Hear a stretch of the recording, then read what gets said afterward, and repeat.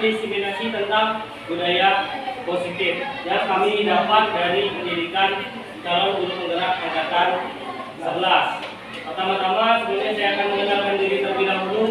Nama saya Jimmy Azmi Arsyamsyah, SPD. Saya bertugas di SD Negeri 24 Pangkal Pinang dan kebetulan calon guru penggerak angkatan 11 Kota Pangkal Pinang. Ya, di sini kita akan membahas tentang disiplin positif. Yang pastinya kata disiplin ini tidak asing lagi bagi kita. Tidak asing lagi bagi kita. Disiplin biasanya dekat sekali dengan aturan. Disiplin itu dekat sekali dengan aturan. Biasanya ketika anak itu tidak disiplin, kita akan memberikan hukuman. Benar tidak Bapak Ibu? Ya, tetapi rupanya setelah mengikuti guru penggerak ini, disiplin itu ada yang ke arah positif. Jadi tidak hanya meluruskan anak itu dengan hukuman. Jadi berdosalah kita selama ini sering mengatakan. Berdosalah kita. Sekali lagi hari ini kita ajak Bapak Ibu untuk bertobat juga. Ya.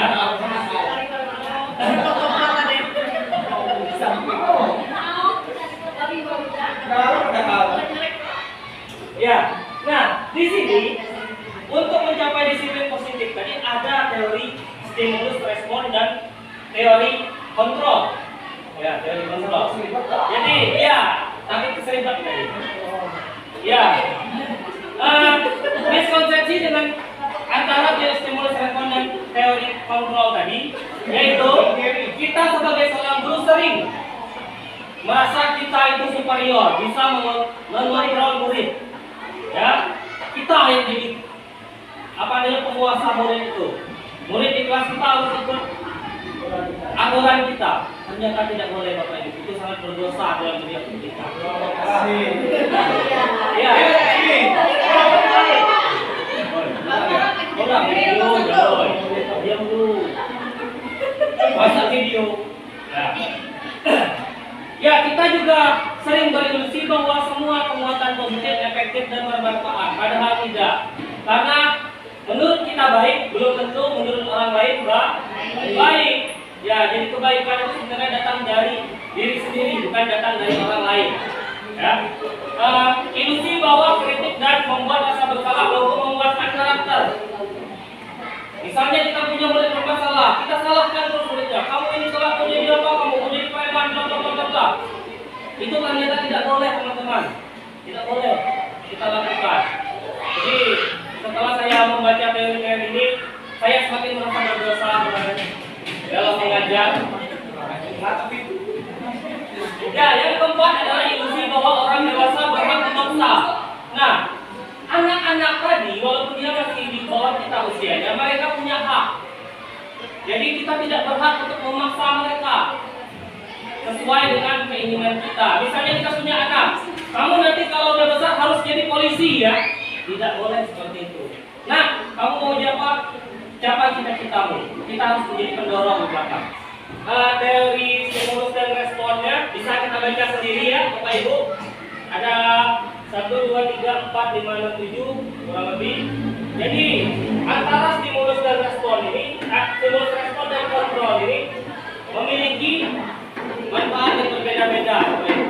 Bisa kita baca sendiri di depan layarnya. Ya, misalkan stimulus respon tentang dunia. Realitas kebutuhan kita sama, padahal kita memiliki kebutuhan yang berbeda. Misalnya saya butuh tidurnya hanya 8 jam. Pak Hendro misalnya hibernasi dia 12 jam misalnya dia. Jadi kebutuhan itu berbeda. Misalnya saya makan 1 piring sudah kenyang, Ibu Ariska 2 piring baru kenyang. Jadi berbeda kebutuhannya. Sedangkan pada teori kontrolnya tentang dunia itu realitas kebutuhan kita berbeda. Ini yang tepat. Kita semua berbeda kebutuhannya. Oke. Disiplin positif tadi sering kita dengar kata-katanya bahwa yang terbayang dalam benak Anda jika terdengar kata disiplin adalah menghubungkan dengan tata tertib aturan. Ketika ada aturan, kita harus melaksanakan aturan tadi. Tapi terkadang kita sering sudah kita buat dan kita sepakati. Misalkan, contohnya ada seorang anak yang datang. Kalau 1 minggu sekali datang telat, ya kita bisa maklumi, siapa tahu bannya bocor, siapa tahu dia sakit perut di pagi hari. Tetapi kalau sudah terlihat setiap hari terlihat dengan kita, anak itu saja harus kita cari solusinya, harus kita cari penyebabnya. Kan nggak mungkin ban motor orang tuanya bocor tiap hari, kan? Ya, jadi disinilah gunanya disiplin positif. Tetapi jangan langsung menghukum anak tadi, tidak boleh. Memang disiplin berkaitan dengan hukuman.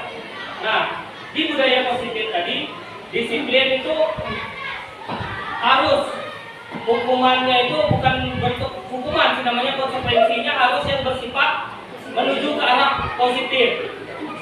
Positifnya bukan hanya sebentar, tapi yang dibutuhkan oleh anak tadi dan membekas kalau bisa di anaknya. Jangan setelah naik dari kelas kita anaknya berubah lagi, kembali ke bentuknya yang lama dulu. Ya, kita lanjut saja. Ya, jadi tujuan dari disiplin positif tadi untuk menanamkan motivasi ke dalam diri anak tadi. Nah, motivasi tadi ada 2, Bapak Ibu. Oh, belum. Iya. Saya makan 1 piring sudah kenyang. Ibu Ariska 2 piring manusia. Jadi berbeda kebutuhannya. Sedangkan pada teori Maslow tentang dunia itu realitas kebutuhan kita berbeda. Ini yang tepat. Kita semua berbeda kebutuhannya. Oke. Disiplin positif tadi sering kita dengar kata-katanya bahwa yang terbayang dalam benak Anda jika terdengar kata disiplin adalah menghubungkan dengan tata tertib aturan. Ketika ada aturan, kita harus melaksanakan aturan tadi. Tetapi terkadang kita sering mengabaikan aturan-aturan yang sudah kita buat dan kita sepakati. Misalkan, contohnya ada seorang anak yang datang. Kalau 1 minggu sekali datang telat, ya kita bisa maklumi, siapa tahu bannya bocor, siapa tahu dia sakit perut di pagi hari. Tetapi kalau sudah terlihat setiap hari terlihat dengan kita, anak itu saja harus kita cari solusinya, harus kita cari penyebabnya. Kan nggak mungkin ban motor orang tuanya bocor tiap hari, kan? Ya, jadi disinilah gunanya disiplin positif. Tetapi jangan langsung menghukum anak tadi, tidak boleh. Memang disiplin berkaitan dengan hukuman.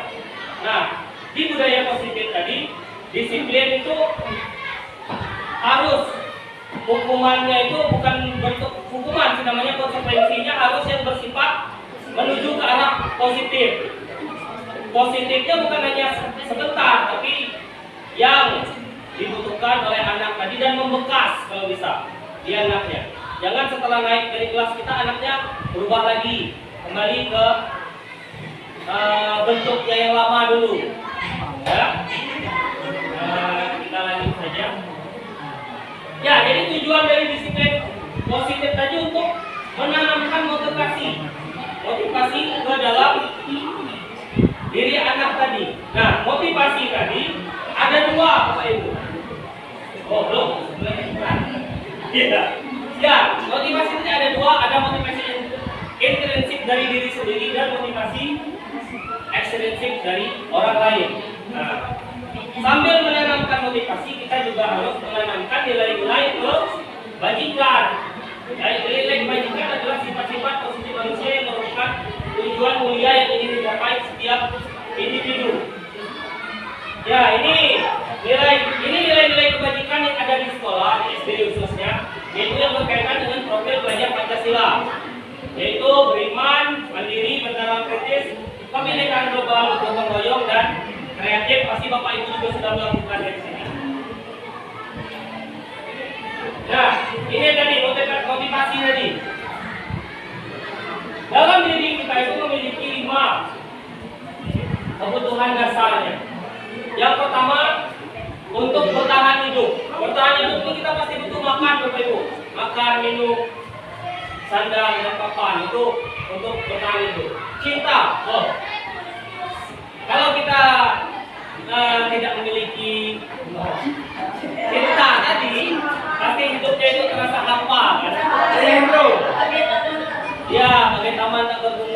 Ayo beginilah kata para penjaga kan.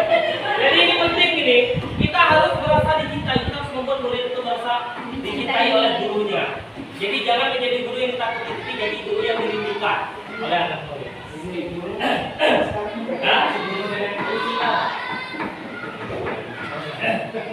Pak, kesenangan. Ini kebutuhan keduanya adalah kesenangan.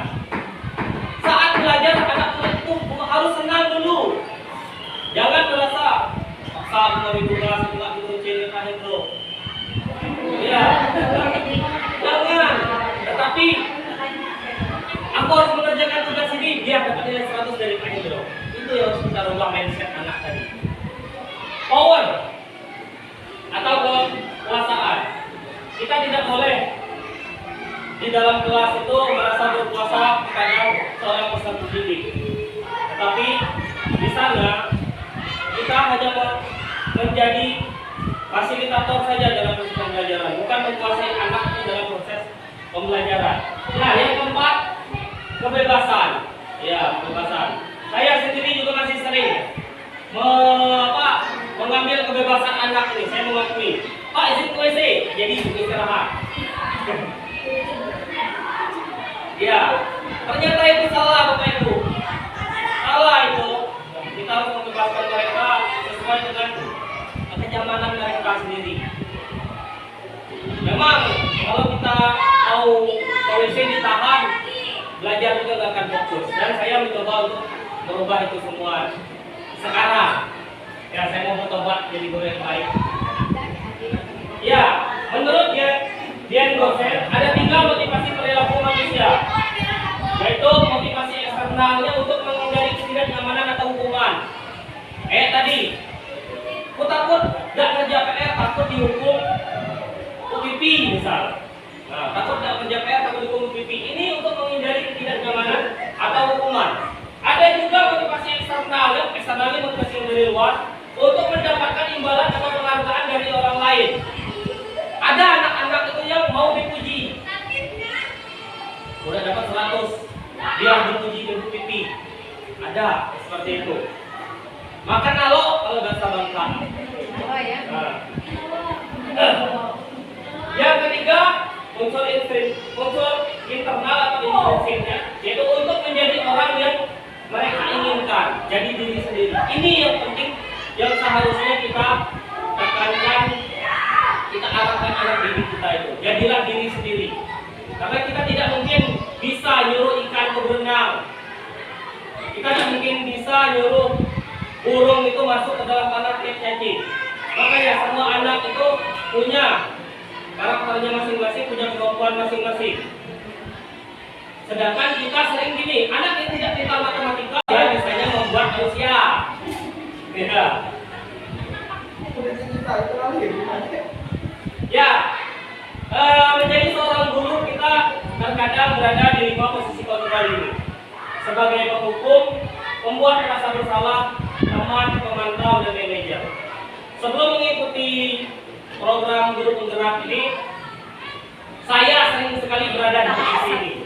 Penghukum. Anak tidak bawa buku, silakan berdiri. Anak datang telat, silakan petik sampah. Ya, tetapi sekarang saya sudah menyadari bahwa yang saya lakukan itu salah, teman-teman. Salah, teman-teman. Ya, salah apa yang saya lakukan ini. Nah, saya juga pernah berada di posisi ini, di posisi kontrol yang membuat rasa bersalah. Kadang jadi apa anak? Kadang kasihan kalau keluar anak nyari duit panas-panas, tapi tak belajar benar sekolah. Sering saya juga ke sini. Rupanya ini juga kurang tepat. Sebagai seorang guru yang baik ini kurang tepat. Kadang saya menjadi teman, tetapi terkadang ketika kita menjadi teman untuk anak-anak, anak-anak ini menunjuk. Ya, itu saya alami juga anak-anak yang menunjuk. Jadi juga kurang tepat menurut saya. Atau sebagai pemantau. Kalau pemantau ini dia lebih kaitannya erat dengan aturan. Datang harus jam 7.00. Setelah itu gerbang ditutup. Itu jenis pemantau itu. Itu yang jenis pemantau.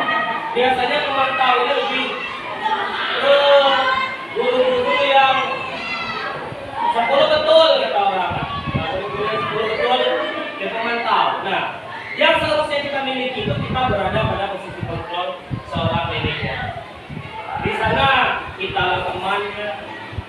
kita lah pembuat merasa bersalah, kita lah yang memberi hukuman positifnya. Hukuman tapi harus berbentuk positif.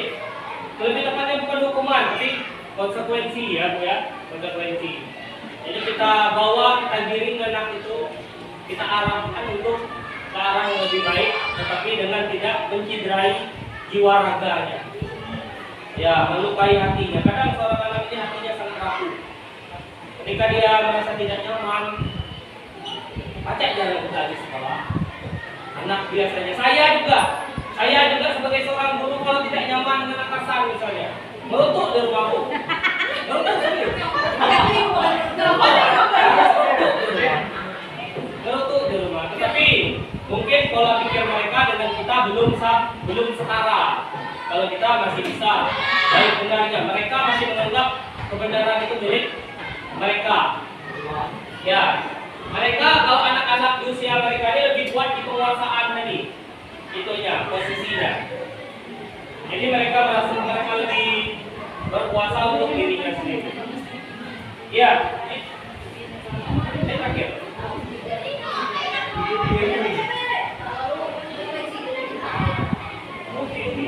Nah, untuk menjalani semua tadi kita juga harus memiliki keyakinan kelas terlebih dahulu. Tetapi kalau kita usia SD ini biasanya sudah membuat yang namanya kesepakatan kelas, teman-teman ya, kelas. Nah, ini penting. Keyakinan dan kesepakatan kelas ini harus selalu kita buat di setiap awal. Karena ini adalah tujuan kita dalam satu semester itu. Keyakinan prinsip penilaian ditegak teguh oleh seluruh anggota kelas. Jadi guru dan siswa harus mentaati kesepakatan kelas ini. Jangan nanti siswanya disuruh datang tidak telat, gurunya datang telat. Jangan nanti siswanya disuruh buang sampah ke tempat sampah, gurunya lihat sampah, nyuruh anaknya. Jangan. Budaya-budaya seperti itu harus kita hilangkan. Nah, terakhir ini materi terakhirnya tentang segitiga restitusi. Ini bukan lambang segitiga satu itu ya. Segitiga biru ya. Ini bukan lambang segitiga biru kayak itu. Ini segitiga restitusi. Ya. Jadi ya, pertama kita saat menemukan anak bermasalah pasti ada di kelas ataupun di manapun masih ada anak yang bermasalah. Kita cara menyelesaikan masalahnya dengan segitiga restitusi ini. Yang pertama yang kita ambil adalah menstabilkan identitas. Jadi kita harus buat anak itu tahu di mana posisi dia. Di sekolah itu sebagai apa misalnya. Yang kedua, validasi tindakan yang salah. Kira-kira kita tanamkan ke mereka yang mereka lakukan itu salah. Kenapa dilakukan? Itu untuk validasi tindakan yang salah. Dan kira-kira yang kesalahan mereka tadi bertentangan tidak dengan keyakinan kelas yang sudah kita buat. Ketika dia bertentangan berarti itu sudah membuat kesalahan. Dan yang terakhir, tahapan dari segitiga restitusi ini adalah menanyakan keyakinan. Jadilah tahu salah tadi. Kenapa harus dilakukan? Apa yang harus kalian lakukan ketika itu salah? Harus diperbaiki atau bagaimana? Ya, diperbaiki atau bagaimana? Lah ya. Ya, baiklah. Terima kasih teman-teman sudah mendengar sedikit pemaparan dari saya. Semoga dilimpahkan rezekinya.